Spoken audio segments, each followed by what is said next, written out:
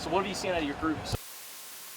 Um, a bunch of guys that they're committed to working hard, and I think that's the number one focus. Get out of your feelings and do what we need to do to get ourselves in the best shape we can possibly be in to give us the best chance. What have you seen from a guy like Paris over the last year and how he's been able to improve? Paris has improved tremendously because he is really a versatile kid. We can play him inside, we can play him outside. He can be strong at the point, and we can put him a little bit at the edge, play over the tight end, play the six technique. He's a guy we can plug in at any spot across the front, which is something that we worked to get to all summer. You said before camp that you envisioned being able to play six guys at those two inside spots. Do you feel the same way? Still feel the same way. We got to get them all in shape. They don't know. I mean, somebody can get nicked here, somebody can have COVID there. You just don't know. So you got to always be ready. What is the biggest advantage to having a legit rotation that you feel good about in the game? Fresh bodies. I mean, if you got a guy who's playing offensive line and he's going every rep, he's feeling it. And you got a guy who's playing defensive line and he's rotating every 4 plays. He's feeling good about himself, especially if they're having success. How do you do that against like a speed-up offense?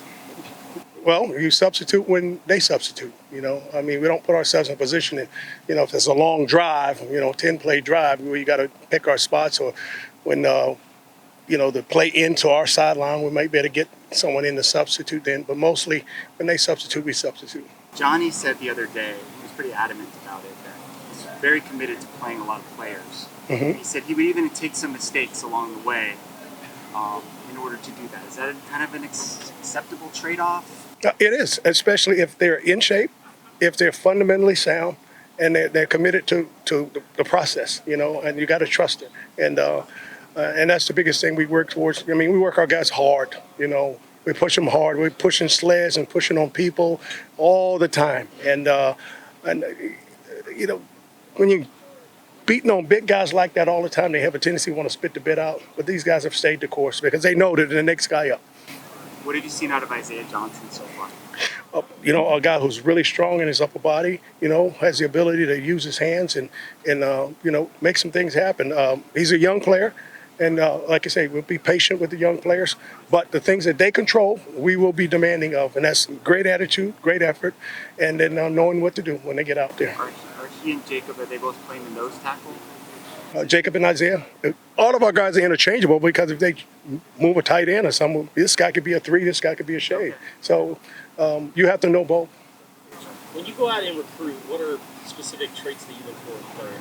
Well, when I was with the Washington Redskins, I had a nose guard. He was 6'8", 310 pounds, and he had like 80-inch arms. That's what I'd love to have, but, they're hard to find. I want him in the backfield on the snap of the ball. But when you play with leverage, you can win the leverage game and you can play on the other side of the line. I mean, you watch a guy like an Aaron Donald. I mean, he's not a big guy. He's a 6'2" guy, but he brings the energy, and and you can knock people back. When you're knocking people back, you're playing on their side of the line. What's the biggest transition for the younger guys, especially in the first few days of practice? I think the physicality of the game and the speed of the game, things happen a lot faster, and you're physical from start to finish, and just learning to be a good finisher of the play.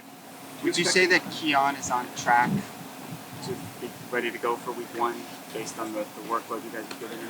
Well, he's certainly putting in the work with us. He's putting in the work, in the weight room. I don't have any doubt that he won't be ready to go. So.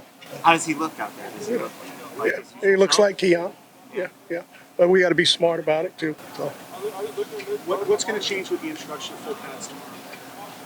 Well, I hope we're making more tackles for losses and, plays on the other side of the line. And what's going to change? Nothing changed. We still want guys to play as fast, as physical, and be as fundamentally sound. Is there going to be some live tackling tomorrow, as far as you know? I would imagine it would be, but, A lot of the guys from media day talked about seeing the picture up on the wall, using shock, Mm-hmm. and how inspirational it was. How do you get across what Arizona football means to kids that probably never saw you play and only saw your highlights on YouTube? Well, I think like anything else, when you talk about Arizona football, it's all about pride.